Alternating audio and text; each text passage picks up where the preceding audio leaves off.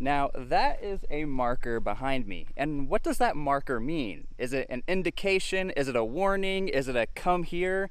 When it comes to combat operations, one thing we almost never think about are markers or indicators, and they are very important because what if that marker means there's something bad here?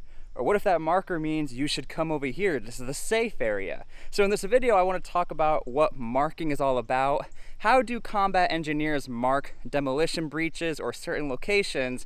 And how do militaries who don't speak the same language, how do they know what they're doing? What does the marking system means? So my name is T-SPLY. Let's get to the video. Okay, so marking your lane is not a new concept, especially in the US military. I mean, we even go all the way to D-Day, World War II, when combat engineers had to breach the beaches of Normandy using their bangalores. You would assume, okay, there's a big hole in the breach, run through the hole. But you have to also consider there's a lot of chaos going on. You have men falling to your left and right. All of a sudden your commander was taken out. Where do I actually go? So any sort of little indication or a little beacon of hope to get to the funnel where the markers are, that does help out a lot. Okay, so let's start with the basics. Why do we use a marking system in combat? Well, it's simple, and we sort of already answered this question. It's to give an indication or some sort of way for troops to know what direction to go in or where the breach even is at.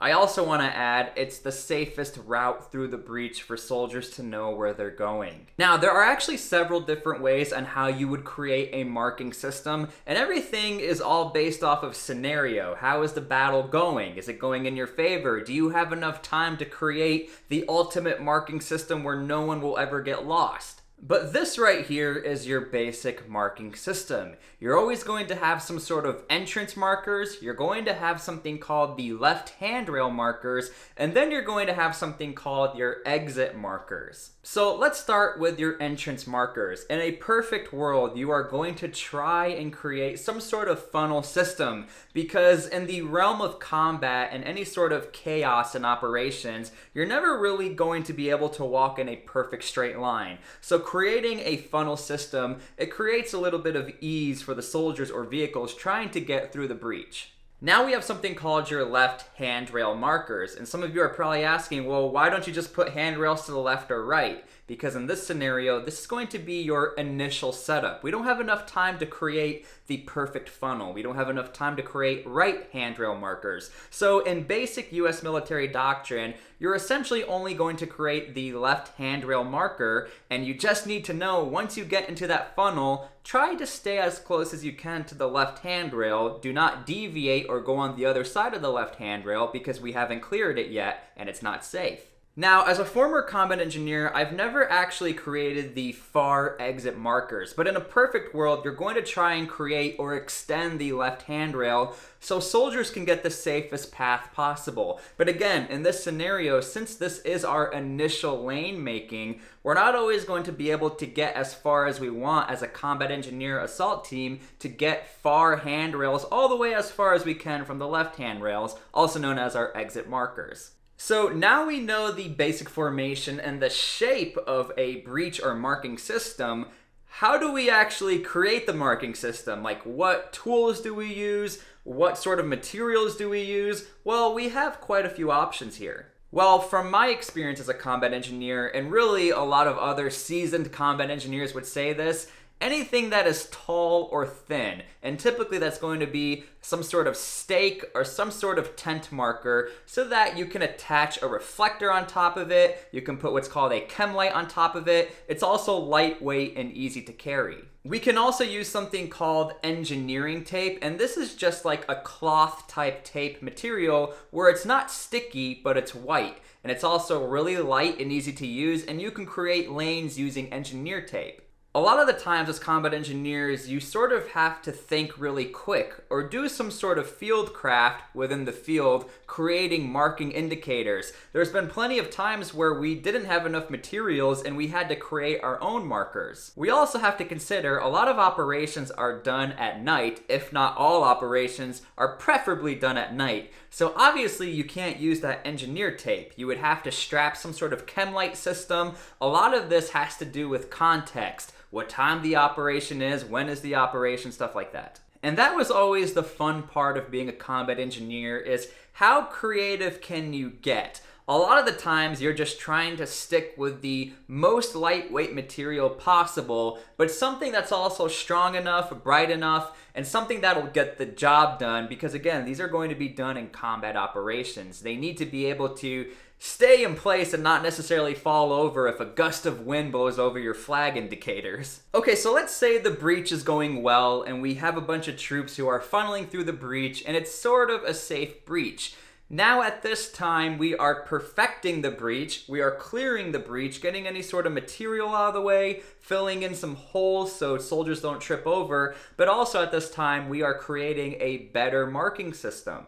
So now we are essentially creating a right side to the breach so we can create a nice, safe funnel. Because remember, you have to assume that outside of our markers, there might be booby traps. So again, we're trying to funnel troops in a certain area and create indicators that have a safe path for the troops. Also within your intermediate phase, you're creating what's called recognition markers, whether that's the far side or the near side. This is essentially a warning to the soldier saying, hey, you're approaching the breach, you're kind of safe. Hey, you're getting really close to the breach, get ready, it might get a little chaotic. Also on your far side, once you get through the breach and everything is safe, that marker is indicating, hey, you're on your own, the combat engineers are behind you, go and do your thing. Okay, and our last phase, again, is just making this breach as accessible and easy to pass as possible. You could extend the rails, the left handrails and right handrails. You're just trying to make everything a lot more safe, because then we can keep going and going. We could create a bridge at this point. We could put artillery pieces there. The main point is you're just trying to make this breach as easy to see, as safe as possible, and just getting troops through that funnel as fast as possible. But the main thing to remember is that once you get to this phase, the final phase of creating the ultimate marking system, it's really safe at this point, and you don't really have to worry about any troops attacking you when you are perfecting the breach. Now, as far as working with another military, what if you both don't speak English? And I want to talk in the context of NATO, because this is actually rather relevant. Well, there actually is standardization within NATO in how you create marking lanes and how you perfect the lane, if you will. This is the standard lane that NATO would use if other NATO militaries are working together, and as you can see, they try to create a full functioning lane. If I had to assume, I think it's because it's a little difficult to explain, hey, stay on the left side. Because again, if you don't both speak English or the same language, how am I going to communicate to you? I'm only going to create a left handrail. Do not go too far left because it's bad. Don't go too far right because it's bad. It doesn't make sense. It's a lot easier and a little more universal to explain. I'm going to create a funnel system. If you stay in the middle of the funnel, it's going to be safe. Also, one thing to notice about the NATO marking system, you only have one guide sign on the end and one guide sign in the beginning. Whereas in the American system, you have multiple signs giving you warnings on, hey, you're approaching the breach, now you're at the breach, you're about to leave the breach, you're away from the breach. And again, this is just a standard for NATO. The US military could use this standard as well. A lot of this has to do with the context and how the battle is going, because in a perfect world, you would love to have an amazing funnel system, everything is marked perfectly, but let's be honest, the guy who's holding the flag or the traffic cone who has to create this lane, he's not worrying about how pretty it looks, he's just trying to make sure everything is functioning and the soldiers or vehicles can get through the lane safely. Now, what's also interesting about being the marker or your job as a marker, it's not really a job you can join the military as. You can't be like, hey, I want to join the US Army and I want to be the guy who holds all the flags, all the rocks, all the engineer tapes, and I want to be the marker or the marking system guy. It's just not how it works. That's typically designated for combat engineers. However, it's not limited to combat engineers, especially if you're going to be working in operations that involve breaching or assaulting. Typically, everyone will learn the basics of a marking system. So I hope you enjoyed the video talking about marking systems or learning how to mark. This is a very, very, very important function within the battlefield, especially if you're working within NATO or within the US military, you have to make sure you have a clear lane because deviating from the lane is very dangerous. And that's why I love topics like this. It's not talked about. It's very random yet important. So, my name is T-SPLY. I hope you enjoyed the video, and we'll see you later.